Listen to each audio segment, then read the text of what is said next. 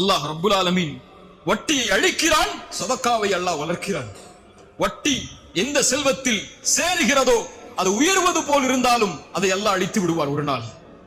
சதக்கா அல்லாஹ்வுக்காக கொடுக்கப்பட்டு சமூக நலனுக்காக ஒருவர் தன் அல்லாஹ் வழங்கிய செல்வத்திலிருந்து பகிர்ந்தளிக்கும் போது அல்லாஹ் அதை வளர்க்கிறான். ரசூலுல்லாஹி ஸல்லல்லாஹு அலைஹி வஸல்லம் சொன்னார்கள், ஒரு பேரித்தம்பழத்துடைய அளவிலேயோ அவர் கஷ்டப்பட்டு சேகரித்த செல்வத்தில் ஒரு அல்லாஹ்வுடைய பாதையில் ஒரு பேரித்தம்பழத்தை சதக்கா செய்கிறார், அல்லாஹ் அதை தன்னுடைய வலது கரத்தில் வாங்குவான். எப்படி நீங்கள் ஒரு குதிரை குட்டி ஈன்றால் அதை வளர்ப்பீர்களோ அது போன்று அல்லாஹ் வளர்த்து உஹதுடைய மலையளவு கூலியாக நாளை மறுமையில் அல்லாஹ் உங்களுக்கு அதை தருவான் என்று அல்லாஹ்வுடைய தூதர் ஸல்லல்லாஹு அலைஹி வஸல்லம் சொன்னார்கள். யுர்பி ஸதகாத், அல்லாஹ் சதக்காவை வளர்க்கிறான். கொடுங்கள், அல்லாஹ் கொடுப்பான்.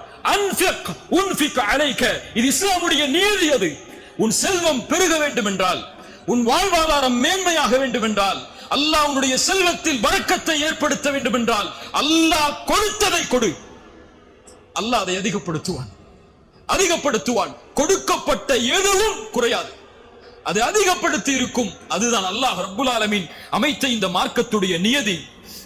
அல்லாஹ் ரப்புல் ஆலமீன் மேலும் சொல்கிறான், யார் இன்னல்லதீன ஆமனு வஅமிலுஸ் ஸாலிஹாத்தி, ஈமான் கொண்டு நல்ல செயல்களை செய்து தொழுகையை நிலைநாட்டி ஜகாத்தை கொடுப்பார்களோ அவர்களுக்கு அல்லாஹ்விடத்திலே கூலிகள் உண்டு.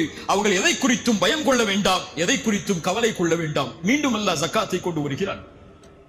வட்டியை அழிப்பதற்கு 2 ஆயுதத்தை ஒரு சமூகம் எடுத்தால் போதும், அந்த ஊரிலிருந்து, அந்த தெருவிலிருந்து, அந்த குடும்பத்திலிருந்து, அந்த சமூக சூழலிலிருந்து வட்டி நீக்கிவிடலாம்.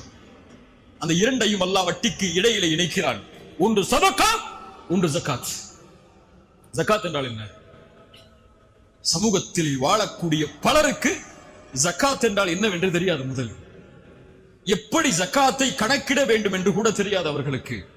எந்த செல்வத்திலிருந்து ஜகாத்தை கொடுக்க வேண்டும் என்ற எண்ணம் என்ற கல்வி கூட அவர்களுக்கு கிடையாது. ஏதோ 2.5%, ஏதோ ஒரு செல்வத்திலிருந்து பேங்க் அக்கவுண்ட்ல இருக்கா 2% எடுத்து வருஷத்துக்கு கொடுத்துருவோம். இதுதான் அவர்களுக்கு உள்ள பலருடைய அறிவு. இல்ல மஷா அல்லாஹ், அல்லாஹ் பாதுகாத்தவர்களை தவிர முறையான முறையில் இந்த சமூகத்திலே செல்வம் உள்ளவர்கள் ஏராளம். முறையான முறையில் ஜகாத் கணக்கிடப்பட்டு பகிர்ந்தளிக்கப்பட்டிருந்தால், நல்லா கேட்டுக்கோ, செல்வந்தவர்கள் வாழக்கூடிய ஊரிலேயோ செல்வந்தவர்கள் இருக்கக்கூடிய சமூகத்திலேயோ முறையான முறையில் ஜகாத் கணக்கிடப்பட்டு வழங்கப்பட்டிருந்தால் இந்த சமூகத்தில் தன்னுடைய உடலை அடகு வைத்து வட்டி வாங்கக்கூடிய பெண்கள் உருவாகி இருக்க மாட்டார்கள். இந்த சமூகத்தில் வட்டிக்காக மரணித்த ஒரு ஏழை இருந்திருக்க மாட்டார். இந்த சமூகத்தில் தன்னுடைய அடிப்படை வசதிக்காக 2 வட்டி 3 வட்டி கந்து வட்டி என்ற நிலைக்கு போகக்கூடிய மக்கள் இருந்திருக்க மாட்டார்கள். இது செல்வந்தவர்களுடைய பிழை மட்டுமல்ல, அதற்குரிய ஒரு கணக்கீட்டை அமைக்காமல் அதற்கான முறையை அமைத்து அந்த முறைப்படி ஏழைகளை கணக்கிட்டு அந்த சமூகத்தில் தரம் ஜகாத் கொடுக்கப்படுவதற்கு தரம் உள்ள மக்களை கணக்கிட்டு ஜகாத் முறைப்படி செலவழிக்கப்பட்டிருந்தால் இந்த நிலை வந்திருக்காது.